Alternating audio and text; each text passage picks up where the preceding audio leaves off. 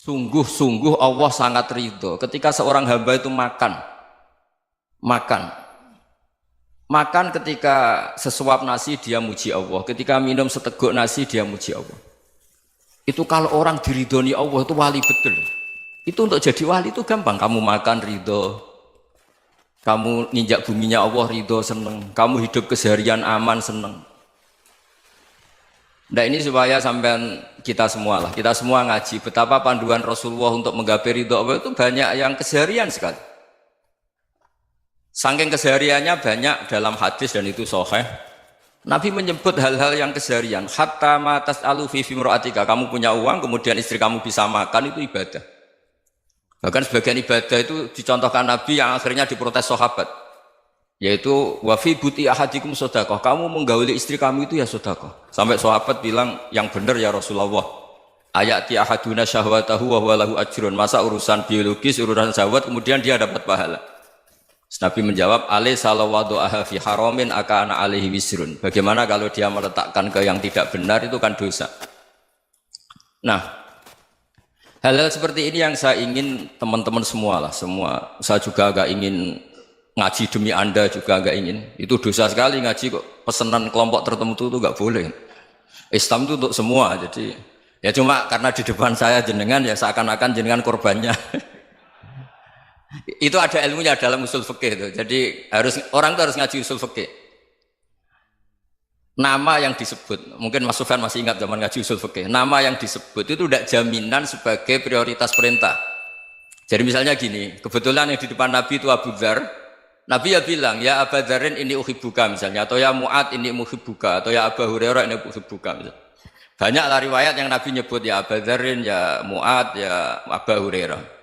Kemudian misalnya Nabi meneruskan khitab, ini uhibbuka, saya mencintai kamu, fakul dubur sholatin, atau sebagian riwayat disebut fala tada'an la dubura kulli sholatin, Allahumma inni ala dzikrika wa syukrika wa husni ibadatik. Saya mencintai kamu, siapa saja, Mu'ad bisa, Abu Dzar bisa siapa. Saya mencintai kamu, mohon kalau habis sholat kamu jangan lupa wiridan Allahumma inni ala dzikrika wa syukrika wa husni ibadatik. Ya Allah, tolong kami permudah supaya mudah ingat engkau. Anda tidak bisa mentang-mentang, wong nama saya Parmin, nama saya Purnomo, itu yang diperintahkan Mu'ad misalnya. Jadi yang disebut satu, tapi khitab itu untuk siapa saja. Saya teruskan. Jadi saya mohon semua kita melakukan kebaikan itu, kalau dalam kaidah fikih disebut al yakin la yuzalu bisyak. Banyak kebaikan yang kebenarannya itu 100%. Tidak punya efek samping ke pihak lain, ke kelompok lain, ke komunitas lain. Itu tadi misalnya Anda makan, dan itu murah sekali, hanya butuh satu piring. Setiap punyaan kamu muji Allah, setiap minum kamu muji Allah. Itu redaksinya Rasulullah SAW disebut, Allah sangat ridho ketika seorang hamba makan, kemudian dia memuji Allah. Atau minum, kemudian dia muji Allah. Logikanya gampang, negara seperti ini yang kamu harapkan bentuknya kayak apa, mertua, ipar, komunitas, tetangga, itu nyata terjadi itu kan belum pasti. Sementara yang mesti terjadi adalah kamu butuh makan, kalau tidak mati. Butuh minum, kalau tidak mati. Butuh bumi yang nyaman ditempati, kalau tidak kita juga mati. Sebab itu Allah kalau menyebut nikmatnya itu hal-hal yang keseharian. Alladzi at'amahum min ju'. Allah itu siapa? Allah itu yang menciptakan kamu bisa makan. Tidak berlebihan, Allah itu yang menciptakan kondisi sosial itu ideal. Zaman Nabi itu ya ada orang munafik.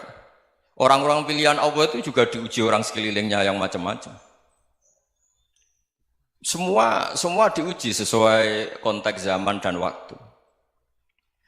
Nah, tapi ada ibadah-ibadah yang selalu disarankan Nabi. Sampai Nabi itu pernah ditanya, ayul islami khairun ya Rasulullah, Islam terbaik itu gimana? Jawaban Nabi itu unik. It'amut to'am, Islam terbaik itu ya makan-makan, santai-santai. Ketika Allah menyebut beberapa kebaikan, falak tahamal aqobah, wa ma adrokan apa? Mal aqobah. Terusannya apa? Fakku rokobah. Terusannya apa? Au it'amun fi yaumin di masubah. Ya itu acara makan-makan itu juga Islam. Kenapa? Ya bayangkan kalau tidak ada makanan, kita mati kan? Kondisi sosial tidak ideal itu Anda masih gak apa-apa, tapi kalau Anda tidak makan, Anda tidak minum, Kamu punya istri cerewet masih bisa hidup, punya mertua cerewet masih bisa hidup. Tapi kalau tidak makan bisa mati. Berarti penting mana istri sama makan? Penting mana? Makan. Semoga istri Anda dengar, nanti kamu disuruh makan tapi pulang deh. Itu kalau dibahasakan makan masih memahami. Penting mana nasi satu piring dengan istri. Nggak ada nasi mati, nggak ada istri belum mati. Penting mana? Gak berani jawab kan? Nah, ternyata Anda ada garang kan di depan istri. Jadi saya mohonlah, mungkin Mas Sufyan Sauri tadi yang bisa bantu lah. Teman-teman tuh ngaji yang keseharian saja. Karena kita nyari ridha Allah itu berdasar firman Allah. Dan firman Allah itu menyebut keseharian tuh riang, gampang. Yaitu tadi misalnya wa min ayatihi manamukum billaili wan nahar. Termasuk ayat-ayat Allah itu kamu tidur. Maka dulu itu ada guyonan, ada tokoh Mu'tazilah, kelompok dalam Islam yang berpikir manusia itu bisa menentukan ikhtiarnya sendiri. Karena saya bisa duduk, ingin berdiri, berdiri. Karena kelompok ini nggak terima kalau semua kehendak Allah, nanti bagaimana kalau semua kehendak Allah kok ada hisab ya, ada sanksi. Lucunya itu dia akhirnya, ini cerita ya, mencintai seorang perempuan, cantik sekali. Dan itu dia menjadi ahli sunnah itu oleh hal-hal yang sepele. Karena istrinya cantik, ya namanya suami istri itu hubungan intim. Terus ditanya, Mas, masih ingin lagi? Masih. Silahkan diulang lagi. Wah ya tidak bisa. Katanya manusia bisa menentukan yang diinginkan. Itu tobat itu. Itu nggak bisa ditobatkan Mas Sufyan Ats-Tsauri. Orang cantik yang mudah nobatkan orang itu orang cantik. Segampang itu. Akhirnya kita tahu, makanya kalau dalam kitab Hikam itu disebut al-aqil mayyakul madza yaf'alu wa hubi wal ghafil mayyakul madza af'al. Orang yang punya akal karena sadar ini wilayah Allah, semua milik Tuhan. Itu dia tiap hari berpikir, besok Allah akan melakukan apa terhadap dunia ini. Kamu merencanakan suatu mau plesir ternyata gempa. Mau wisata ke Rusia ternyata perang. Kamu tidak pernah tahu apa yang akan terjadi besok. Wa ma tadri nafsum madza taksibu ghadan. Tapi anda semua kita ini sering punya jadwal permanen. Makanya saya kalau diundang siapa saja, bisa takdir. Yang jelas Gus ini acara penting. Ya masih acara penting nak pangeran ngersakno piye? Kowe ape dadi pangeran, kamu kok mau jadi Tuhan? Itu kadang ya kiai. Penting Gus acara ini jenengan harus memastikan bisa. Loh kamu itu yang ngajarin tauhid, sesuatu itu biadillah kok bilang-bilang apa pasti. Kalau maksa terus tak tobatkan kamu kata saya. Ya kalau gitu Gus bilang insya Allah. Wah itu hati saya, fisik saya, roh saya sudah bilang insya Allah. Tidak usah kamu latih kata saya. Nah hal-hal tauhid keseharian itu gampang sebetulnya. Wal ghafil yaqulu madza af'al. Tapi orang yang lupa Allah dia setiap hari bilang besok apa? Kita bisa melakukan apa? Seakan-akan dia itu aktor, dia penting, dia subjek permanen, dia. Padahal kita ini hanya objek kehendak Allah Subhanahu wa taala. Karena kita yakin sesuatu yang terjadi di alam raya ini kita tidak bisa apa-apa. Makanya saya sering ngaji, sering bilang saya, ketika Anda mensifati Allah, Dia yang menghidupkan. Sudah itu tanamkan sehingga ketika kita mati santai saja. Kenapa santai? Allah punya cara menghidupkan kita. Zaman kita hidup juga gak tahu caranya ngelola jantung, ngelola paru-paru. Kamu juga gak tahu ngelola oksigen yang tidak beracun, tidak mengandung polusi. Tahu-tahu hidup. Gak ingin tua ya tahu-tahu tua, gak ingin mati tahu-tahu mati. Selama ini kita hidup juga gak tahu apa sebetulnya. Hanya gaya tok, punya jadwal, punya planning. Kalau kamu bisa menentukan pilihan Anda, pasti Anda istrinya cantik, 4 neriman semua, kona'ah semua. Nyatanya enggak kan? Ada 1 jelek, cerewet. Oh itu kan, nyatanya enggak bisa apa-apa Anda kan? Dan kamu bawa mati lagi. Itu kan, istri Anda juga gitu, punya keinginan, punya suami yang ganteng, yang jabat, yang neriman, yang enggak poligami. Ya enggak kesampaian juga. Kalau kita ngitung tingkat kegagalan kita itu gagal terus. Ya kan? Nah, terus ingat Allah, madza yaf'alu wa hubi. Orang yang punya akal selalu berpikir Allah itu menghendaki apa terhadap saya. Loh sama-sama orang ngelihat orang yang serius. Itu kata Anda itu pemikir berat, serius. Senang punya tokoh yang merengut karena kamu anggap serius. Tapi sebagian orang anggap orang yang serius itu wong merengut, wong masam, wong muka kok ditekuk. Jadi sama Itu hati, ya muqallibal qulub tsabbit qalbi ala dinik. Karena kita nggak tahu cara berpikir kita tentang orang lain, tentang sekeliling kita. Misalnya kita orang baik yang jenis ngrumat fakir miskin. Ada orang bangun masjid mewah itu janggal. Apa artinya masjid mewah kalau banyak orang kelaparan? Tapi kalau yang jenis pendidikan, apa artinya masjid mewah kalau tidak bisa ngaji? Nanti yang jenis infrastruktur, apa artinya ini kalau semuanya punya sudut pandang yang berbeda-beda. Dan Islam mengapresiasi semua kebaikan. Tapi katakan semua kebaikan itu adalah kehendak Allah Subhanahu wa taala. Karena apapun baik Anda itu pakai fasilitas yang diberikan oleh Allah Subhanahu wa taala. Sehingga ini yang disebut kulillah sumadarhum fi khawdihim yal'abun. Ya kembali tadi ke tema-tema bahwa keseharian Anda ini sudah Islami. Saat Anda tidak bisa melakukan apa saja. Saya sering ada jenazah, biasanya kalau tetangga meninggal saya sering disuruh ngelepas. Saya bilang orang ini baik karena sering ngelamun di rumah, sering nganggur di rumah. Ditanya sama anaknya, kenapa Gus nganggur baik? Ya kalau dia nganggur artinya juga agak berbuat sesuatu yang maksiat kan? Ya kan? Orang nganggur di rumahnya ya tidak bunuh orang, tidak maling, tidak korupsi, ya namanya nganggur di rumah. Lah cuma istri cara pandang nganggur gak menghasilkan uang itu. Tapi juga gak menghasilkan kriminal kan? Jadi sebenarnya Islam itu makanya kalau sampai ngaji usul fikih itu ada kitab usul fikih namanya Lubul Usul, itu terkenal sekali di pesantren itu. Itu kalau ngapresiasi keseharian itu luar biasa. Izma min mubahin illa wa yatahaqququ bihi tarku haramimma. Karena keseharian yang mubah saat Anda lakukan itu ada kehebatan yang luar biasa, yaitu meninggalkan haram. Makanya dulu banyak orang-orang alim ketemu temannya itu guyon sampai semalaman. Itu biasanya yang semangat Islam itu kiai kok tidak tahajud, kiai kok tidak witir. Orang yang sedang mapan uangnya banyak, malam itu tidak kelayaban itu sudah luar biasa.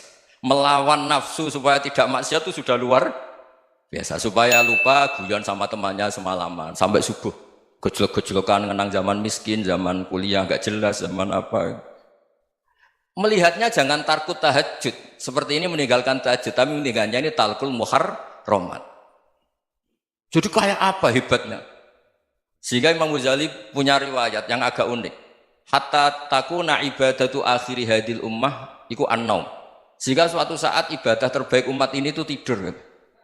Itu kan riwayat kontroversi. Ketika Imam Ghazali tanya, kenapa iya? Kenapa kamu mulai keluar dari rumah itu sudah banyak maksiat? Melihat perempuan yang enggak mahram, melihat fenomena. Tapi kalau kamu tidur itu enggak melihat apa-apa. Tapi juga kamu jangan nganggap tidur itu ibadah betul. Saatnya melakukan fardu ain malah masih tidur. Tapi itu sudut pandang yang menjadikan kita Islam itu gampang. Jadi saat Anda tidak bisa aktivitas apa-apa, misalnya ada beberapa orang yang lumpuh. Lumpuh itu memang nggak bisa Jumatan, nggak bisa ibadah, tapi dia juga nggak bisa maksiat. Tidur itu memang Anda saat itu tidak bisa tahajud, tidak bisa witir, tapi saat itu ada zina, ada maling, tidak gosipkan orang, tidak bully orang, tidak menanamkan kebencian, tidak hasud. Sehingga tidur menurut Allah Ta'ala wa min ayatihi manamukum billaili apa? Wan-nahar. Karena di tidur itu selain ada unsur istirahat, jaga stamina, juga ada unsur meninggalkan beberapa keburukan. Nah saya mohon ibadah yang keseharian ini kita jaga. Supaya kita semua baca ayat itu fasih. Fasih itu tertanam di hati. Allah itu siapa?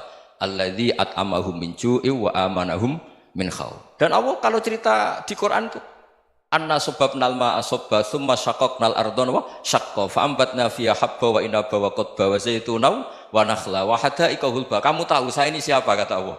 Saya ini adalah Tuhan yang menurunkan air, kemudian ada tanaman banyak. Habba wa inaba wa qadba, ada zaitun, ada tin, kalau orang Jawa mungkin ada tela, ada padi, ada mangga, ada pisang. Sudah. Wa inaba wa zaituna wa nakhla wa hadaika hulba. Ada perkebunan yang lebat. Tujuannya apa? Mata Allahkum, silahkan kamu pakai, kamu nikmati. Tapi karena kadang kita ini punya ide-ide besar. Tadi untuk syukur saja nunggu punya istri riman, rumah baik, tetangga baik, komunitas baik, semuanya baik baru syukur. Lama-lama nanti ada di surga, syukurnya nunggu surga paling kelas A. Itu sudah ada yang menghuni Rasulullah, kamu nggak boleh di situ.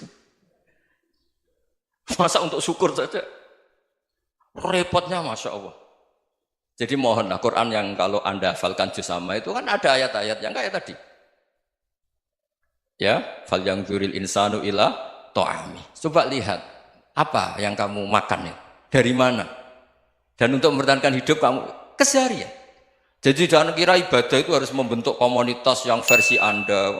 Ibadah itu harus yang hal yang mulu-mulu. Kesehariannya Anda alami. Loh ini saya tidak bikin-bikin. Saya ngaji bukan karena berdasar pesanan. Itu ayat yang saya baca kan betul ada ayatnya kan. Fal yang dzuril insanu ila ta'ami anna sobabnal ma'a sobba thumma syaqqaqnal ardo syaqqa fa ambasna fiha habba wa inaba wa qadba wa zaituna wa nakhla wa hadaika ghulba. Terusannya apa? Mata'al lakum, silakan kamu nikmati. Mata itu silakan kamu nikmati. Ya kayak sampean dikasih hidangan ya makan. Ya sudah makan, habis makan ya minum, habis itu ngantuk ya tidur. Ya sudah normal-normal saja. Kayak apa indahnya Islam? Tapi Anda mencari Islam yang gimana lagi?